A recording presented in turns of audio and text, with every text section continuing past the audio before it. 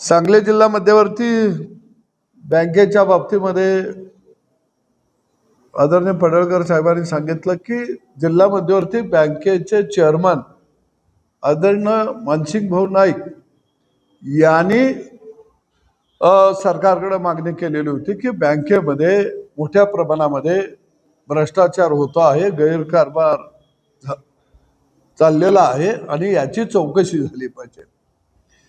आणि तीच मागणी मी आणि पडळकर साहेबांनी लावून धरली की घरचा मालकच जर म्हणत असेल कुंपणच शेत खायला लागलं या, तर आम्ही म्हटलं या कुंपणाची चौकशी झाली पाहिजे.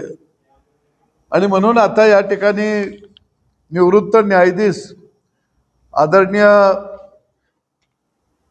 Advocate M.R. मकरे साहेब यांना चौकशीसाठी यांची नेमणूक झालेली आहे.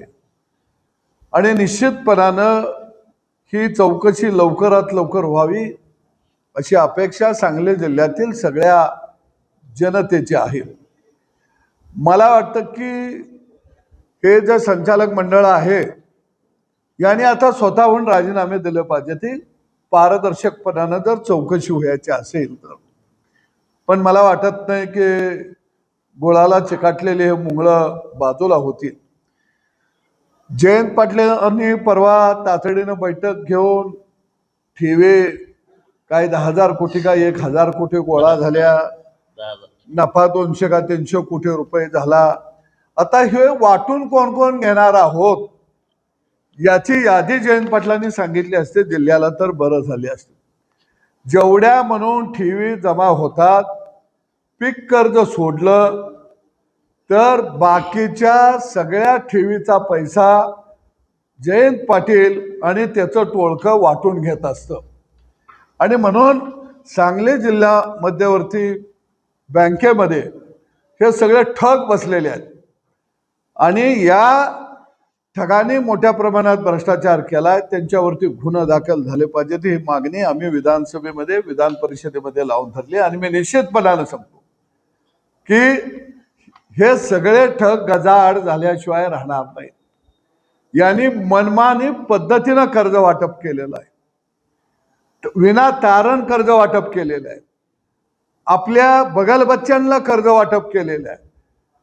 गोडाऊनात साखर नसताना बाहेरनं फक्त त्या गोडाऊनाला कुलूप लावून सील करायचं आणि आज 10,000 पोती सांगायचं आणि पैसे उचलायचं. अनेक बोगस संस्था हिने स्थापन केलेल्या आहेत.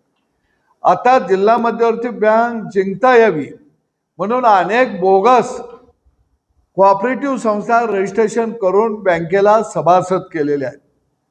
आम्ही आता एवढ्यावर थांबणार नाही.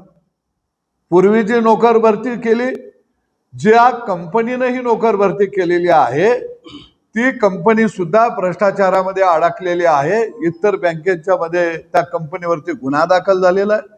आणि म्हणून पहिल्या नोकर भरतीची सुद्धा चौकशी झाली पाहिजे आणि ज्या कंपनीने नोकर भरती केली त्या कंपनीवरती सुद्धा गुन्हा दाखल झाला पाहिजे अशी सुद्धा मागणी निश्चितपणानं आम्ही येत्या काळामध्ये लावून धरणार आहोत.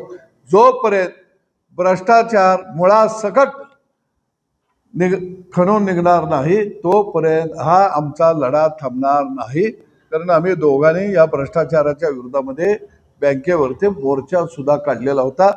मी राज्याचे मुख्यमंत्री आदरणीय देवाभाऊंचं या ठिकाणी त्यांना धन्यवाद देतो की जिल्हा मध्यवर्ती बँक वाचवण्यासाठी निश्चितपणानं एक चांगली भूमिका महायुतीच्या सरकारनं या ठिकाणी घेतलेली आहे. एका बाजूला कर्जाचं पुनर्गठन करायचं, मुदत वाढ द्यायची आणि NPA मध्ये बँक नाही असं कागदावरती चित्र रंगवायचं. खऱ्या अर्थानं बघितलं तर कोट्यावधीचं कर्ज या लोकांनी घेतलेले आहे, ते गोठवलेलं आहे, ते माफ करून घेतलेलं आहे. याची सगळी चौकशी या चौकशीमध्ये पुढे येईल आणि ही चौकशी या आदेशामध्ये 3 महिन्याच्या आत पूर्ण करण्याचा आदेश दिलेला आहे.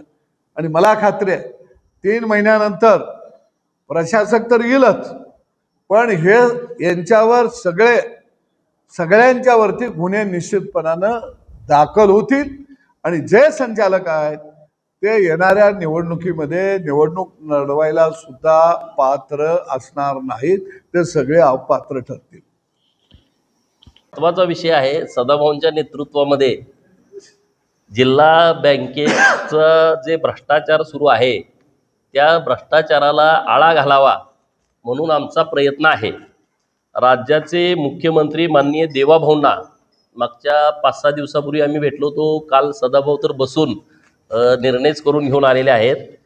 जी 83ची चौकशी झाली होती, 83च्या चौकशीमध्ये अनेक गैरप्रकार हे जिल्हा बँकेचे रेकॉर्डवरती आलेले आहेत, म्हणजे सिद्ध झालेले आहेत की त्यामध्ये गैरव्यवहार झालेला आहे आणि जो करोडोचा आहे. तर 88ची चौकशी सुरू होती, काही कारणानं ती चौकशी थांबली होती. तर आत्ता माननीय मुख्यमंत्री महोदय यांच्या सूचनेनं काल एक आदेश पारित झालेला आहे. डॉक्टर महेश कदम, विभागीय सहनिबंधक सहकारी संस्था कोल्हापूर यांनी आदेश काढलेला आहे. जे बिपिन मोहिते हे चौकशी अधिकारी होते जिल्हा बँकेचे, त्यांच्या ऐवजी